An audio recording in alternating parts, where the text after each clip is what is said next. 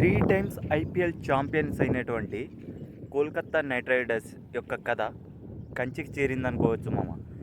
వాళ్ళు 3 times champions 2024 champions ఎలా అయ్యారో మనకు తెలుసు. అప్పుడు ఆ టీంలో శ్రేయస్ అయ్యర్ కెప్టెన్గా ఎంత బాగా లీడ్ చేశాడో తెలుసు.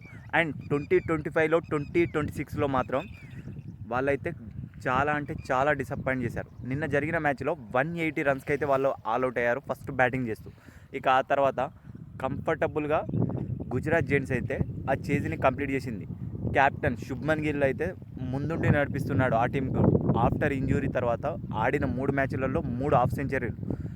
సో ఇప్పుడు వాళ్ళైతే ఒక మంచి కంఫర్టబుల్ పొజిషన్లో గుజరాత్ జెయింట్స్ అయితే ఉంది.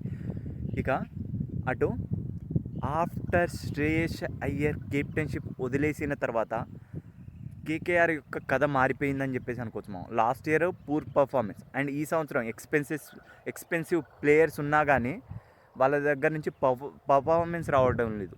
So after Shreyas Iyer and before Shreyas Iyer అని చెప్పేసి అనుకోవచ్చు మనం.